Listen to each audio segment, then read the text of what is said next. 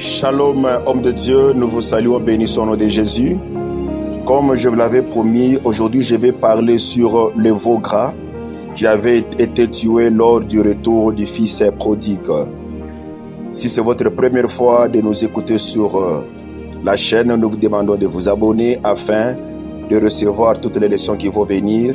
Partagez la vidéo, commentez et likez pour la bénédiction des autres hommes de Dieu. Nous sommes dans Luc chapitre 15, versets 11 à 24. Nous voyons l'histoire d'un père qui avait deux fils. À son retour, au retour du fils cadet, le veau gras était tué pour cet événement. Alors un père avait des fils. Parmi les deux, le plus jeune demanda son héritage et alla le gaspiller dans la débauche. Tellement qu'il avait tout perdu et qu'il commença même à souffrir, il prit la décision de rentrer dans la maison de son père qu'il n'avait pas chassé. Retenez le mot, le père ne l'avait pas chassé. À son retour à la maison de son père, le père le vit et organisa une fête pour accueillir son fils bien-aimé et tua un veau gras pour la fête. Vous allez voir que lorsque le fils était parti, le père sortait toujours sur la rue et regardait vers l'endroit où son fils était parti. Cela nous montre l'amour d'un père envers son fils. Cela nous montre l'amour de Dieu envers l'humanité perdue. Et le père avait toujours foi, n'avait pas été vexé par ce que son fils lui avait fait. Il attendait avec impatience le retour de son fils. Alors lorsque le fils était retourné, le père l'a accueilli avec joie. Le père lui a donné une belle robe, le père lui a donné un anneau et le père lui a aussi donné le sandal, le soulier.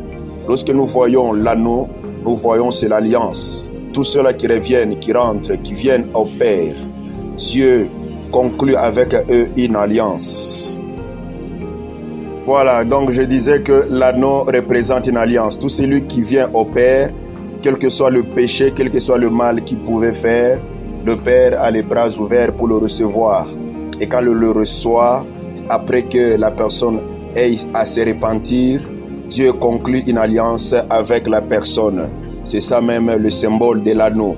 Nous donnons les anneaux lors du mariage afin de conclure une alliance avec nos partenaires. La deuxième des choses, le Père a donné une belle robe. La Bible dit que Dieu s'est revêtu du manteau comme de la gloire comme des manteaux. Et la Bible aussi que notre justice est comme un vêtement souillé. Donc la robe représente la justice que Dieu nous donne en Jésus-Christ.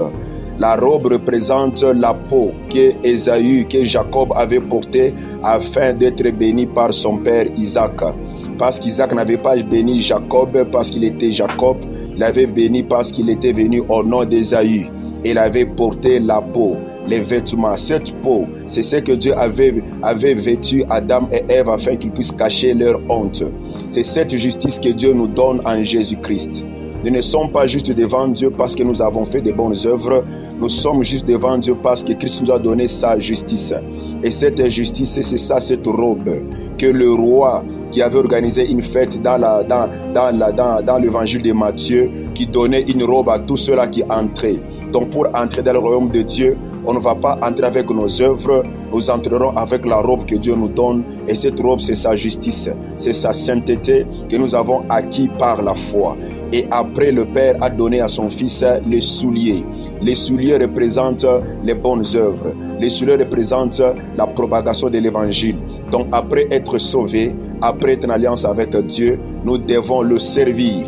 Et après avoir fait tout ça, le Père a organisé une fête. Et dans cette fête, le Père voulait accueillir son Fils. Donc pour accueillir son Fils bien-aimé, le Père tua un veau gras pour la fête. Prophétiquement, nous disons que c'est ce veau gras qui rendit possible le retour de l'enfant à la maison. Sans lui, le Père n'allait pas supporter la présence de son Fils devant sa face. C'est cet animal de sacrifice qui effaça les erreurs du péché aux yeux du Père. Ce Père avait des fils symbolisant donc ce Père avait deux fils et ce Père symbolise Dieu le Père. Les deux fils préfiguraient nous et la nation d'Israël.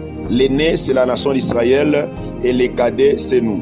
La nation d'Israël qui est l'aîné était près de Dieu et aussi les cadets étaient loin de Dieu. C'est pourquoi vous allez voir que l'aîné avait dit, moi je suis avec toi ici, je n'ai jamais dit, je n'ai jamais fait, je n'ai jamais fait. Donc il était proche parce qu'il avait le pouvoir, parce qu'il était l'aîné.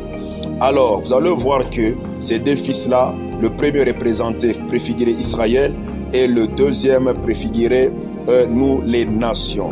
L'aîné qui restait à côté du Père, c'est Israël, le peuple connu d'avance, selon Romains 11, 2. Le plus jeune, c'est nous qui étions loin de Dieu.